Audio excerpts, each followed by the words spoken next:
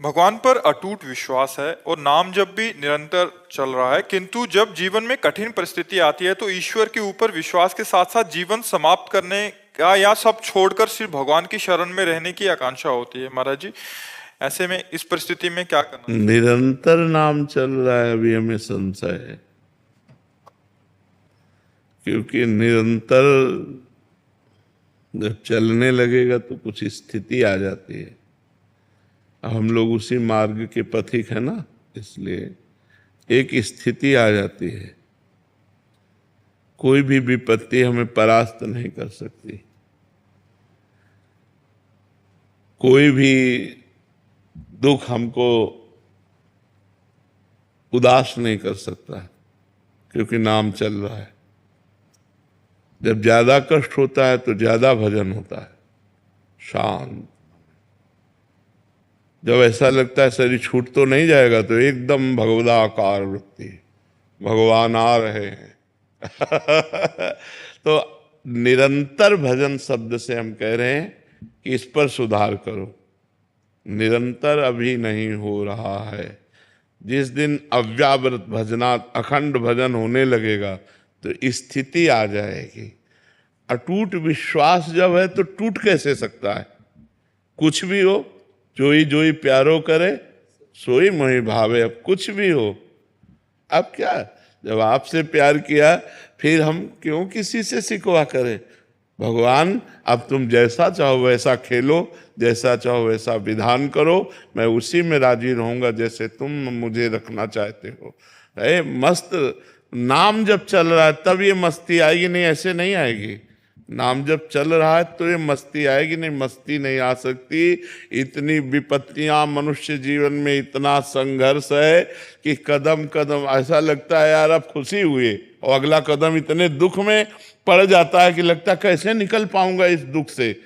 तो फिर एक सुख का प्रकाश आता है, फिर एक ऐसी समस्या आ जाती है, फिर ये पूरा जीवन चलता रहता है, ये पूरे जीवन। और ये सोचना कि शरीर को मिटा दें, ये कोई समस्या का हल नहीं है। शरीर मिटा देने से एक महापाप बन जाएगा और वो हमारी दुर्गति कर देगा। तो ये जो लोग सोचते हैं कि मैं कर लूं समस्या का समाधान हो गया, बिल्कुल नहीं। भारी समस्या मोल ले ली, आगे तुम्हें परिणाम पता नहीं, इसलिए आप तो कभी कोई निदान है ही नहीं। हमको लड़ना चाहिए, संघर्ष करना चाहिए।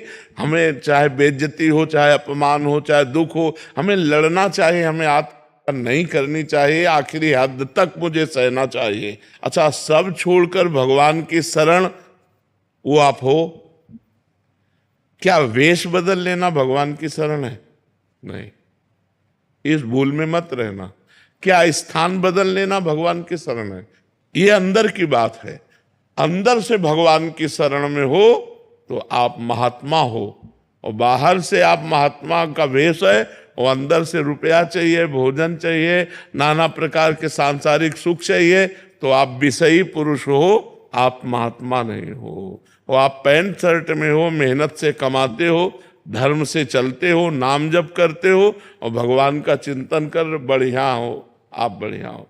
तो हमें लगता है कि ये कोई निदान सोचे कि मैं समस्या का समाधान बाबा जी बन करके, तो मुझे लगता है नहीं। ऐसी ऐसी समस्याएं हैं जिनका केवल निदान भगवान है, दूसरा कोई निदान नहीं। सोचो, साल 2 साल 4 साल 5 साल आप बोल दो कि आप ब्रह्मचर्य से रहो, कोई मनोरंजन नहीं करोगे, आप ये खाओगे, आप ऐसे रहोगे, तो एक एक दिन हम काट सकते हैं कि यार 4.5 साल रह गए, अब 4 साल रह गए, 5 साल। पूरी जिंदगी मनोरंजन नहीं कर सकते। पूरी जिंदगी कोई रिश्ता नहीं है, पूरी जिंदगी में किसी भी तरह का कोई सुख नहीं है सांसारिक। आप जरा थोड़ा विचार करके डालिए आप इस बात पर। आप विचार करो, क्या साधु का जीवन है? क्या साधु का जीवन? ना कोई मनोरंजन, ना कोई व्यवहार, ना कोई रिश्ता, ना कोई संबंध। साधु का जीवन ऐसा जीवन नहीं है। बहुत खतरनाक जीवन, बहुत खतरनाक जीवन।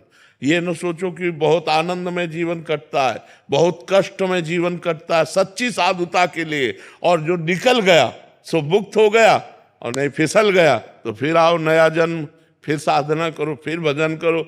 इसलिए कोई समस्या से भागे कि मैं समस्या का निदान साधु बन के पालूंगा, तो भूल मत करना, बड़ी समस्या है। मतलब ये कोई ना सोचे कि संत बनना सहज है, बिल्कुल नहीं, बिल्कुल नहीं। बाबा जी बनने का मतलब मर गए, अब मर के हम चल रहे हैं। जीवित मर जाए उलट आप में समाए यही दिलगिरी है। मरा हुआ पुरुष महात्मा होता है, जिसका मन मरा, जिसकी इंद्रियां मरी, जिसकी वो कुछ नहीं चाहिए, जा ही न चाहिए कबहू कछ तुम सन सहज सने। तो ये दोनों बातें आप कर लेना या समस्या में फंसकर बाबा जी बन जाना, ये दोनों बातें समाधान नहीं है। समस्या से लड़ना समाधान है, और वो आप तभी लड़ सकते हैं जब आपका भगवान का भरोसा दृढ़ होगा और नाम जप करोगे, तो कोई न कोई रास्ता भगवान ऐसा निकाल देंगे जिससे आप समस्या से बच जाएंगे। नहीं तो समस्याएं पीस डालती है, अंदर ही अंदर खोखला कर देती है, आदमी चिंतन से परेशान हो जाता है, और जब परेशान हो जाता है तो उसे एक ही रास्ता नजर आता है, और वो रास्ता है नहीं, वो और परेशानी पैदा कर देगा अगले जन्म में जा करके। तो इसलिए नाम जप करो और सहन करो और लड़ना सीखो। हमको विपत्ति, दुख, संघर्ष करना पड़ेगा, हमको लड़ना पड़ेगा, इनसे विजय प्राप्त करना पड़ेगा। हार जाऊं तो भी लड़ना पड़ेगा, हमारे पास कोई रास्ता नहीं है, हमको इन दुख और विपत्तियों से लड़कर पार होना ही है। मर्जी हमें लगता है कि कोई ऐसा साधन मिल जाए जिससे तुरंत झट से हमारे दुख दूर हो जाएं। अवश्य में भोक्तव्यम कृतम कर्म शुभाशुभम, अपने कर्म को जीव को भोगना होगा। ये जब भगवान कह रहे हैं तो और की हम बात कैसे माने। भगवान कह रहे हैं ना, अवश्य में भोक्तव्यम कृतम कर्म शुभाशुभम, भोगना होगा। ये सब इधर से जंतुर बनाने से और राख लेने से और कलावा बनाने से तुम्हारे प्रारब्ध नहीं नष्ट हो जाएंगे। हाँ, पवित्र कार्य है, करना चाहिए गृहस्थी में, देव मंगल के लिए, जगत मंगल के लिए यज्ञ करना चाहिए, हवन करना चाहिए, ब्राह्मणों के द्वारा अनुष्ठान कराना चाहिए, लेकिन प्रारब्ध भोग नहीं कटता, खुली बात है। हाँ, हम ऐसी एक कला जानते हैं जो ऐसे दुखों में भी आप सह सकते हो। वो कला है भगवान का नाम, वो खुली बात कहते हैं। खूब नाम जप करो और भगवान में चित्त जोड़ो, तो चित्त भगवान से जब जुड़ा होता है तो आनंद होता है। शरीर दुख में है, भारी समस्या है, लेकिन मन आनंद में है। यही बात है। सा वही मना कृष्ण पदारविंदयो, मन भगवान कृष्ण के चरणों में लगा है तो आनंद है, राधा जी के चरणों में लगा है तो आनंद है। अगर मन संसार में रहेगा तो कष्ट ही भोगना पड़ेगा। कोई ऐसा नहीं, इतने पढ़े लिखे डॉक्टर, इतने बड़े सर्जन, इतने बड़े सब भगवान ने तो बनाए हैं। अगर छू से होता तो बढ़िया काम बन जाता। डॉक्टरों की जरूरत क्या है। बिल्कुल इधर उधर मत भटको, किसी को कोई परेशानी है सीधे अस्पताल जाओ।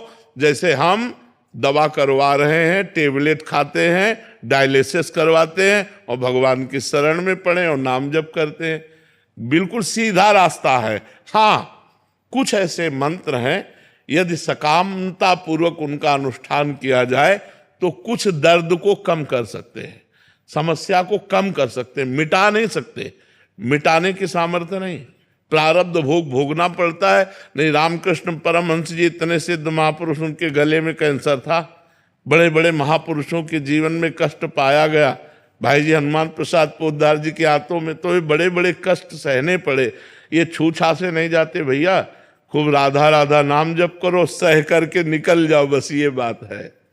मर्जी ऐसा कहा जाता है, वहां गए लड़का हो गया, यहाँ गए ये ठीक हो गया। तो लड़का होना होगा तो कहीं जाओ, चाहे ल जाओ, हो जाएगा। और नहीं होना होगा तो चाहे जा चले जाओ, नहीं होगा।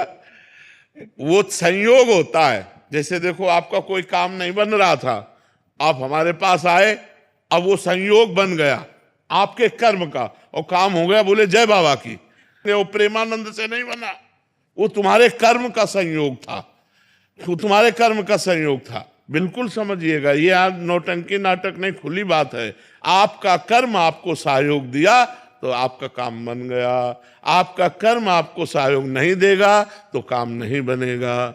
एक हमारे जीवन की धारा है, उसमें दुख सुख दोनों किनारे हैं। हमारा जीवन इसमें होता हुआ जाएगा, कभी सुख कभी दुख, कभी सुख कभी दुख, ऐसा चलता रहेगा।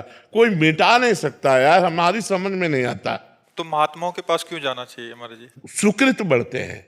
बुद्धि शुद्ध होती है, प्रारब्ध को सहने की सामर्थ्य आती है, आगामी हमारे जो कर्म हैं वो सुधर जाते हैं, पीछे के जो कर्म हैं वो भस्म हो जाते हैं, प्रारब्ध भोगने की सामर्थ्य आती जी हमें तो लगता है हमारी मनोकामना पूरी हो जाएगी, चलो चलते हैं एक बार तो, क्योंकि हर कोई प्रार्थना तो करता ही है महाराज जी, 100 में से 50 तो करते होंगे हाँ मैं पास हो है। तो जाऊं। ये कर्म है कि नहीं है? ये भी तो एक कर्म है। उनका सत्कर्म बना, वो नंगे पैर चल करके आ रहे हैं या जूता पहन करके आ रहे हैं या किस भावना से आ रहे हैं, और भावना से आए और संत दर्शन की कामना की, तो एक कर्म भी तो बना उनका। इस कर्म से उनको लाभ नहीं मिलेगा। मान लो संत दर्श को चालिए तज माया अभिमान, जीव जीव पग आगे बढ़े कोटिन यज्ञ समान।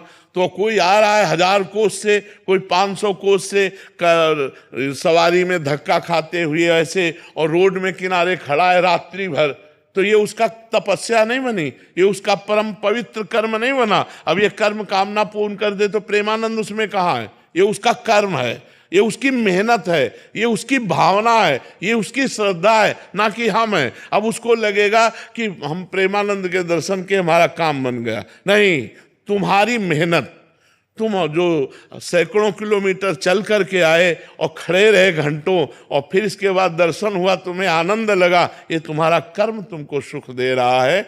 नहीं तो देखो, अगर हमारा कर्म बिगड़ जाए तो हम कह रहे हैं फिर हमको कोई सुख नहीं दे सकता। हमारा कर्म, संतों के पास जाना, संतों की दंडवत करना, उससे पाप नष्ट होते हैं, पुण्य बढ़ते। संत दर्श जिमि पातक टरे, पाप नष्ट हुए तो दुख का नाश हुआ, सुख बढ़ा। ये तो सिद्धांत है, इसमें कोई चमत्कार थोड़ी है, ये तो सिद्धांत है ऐसा।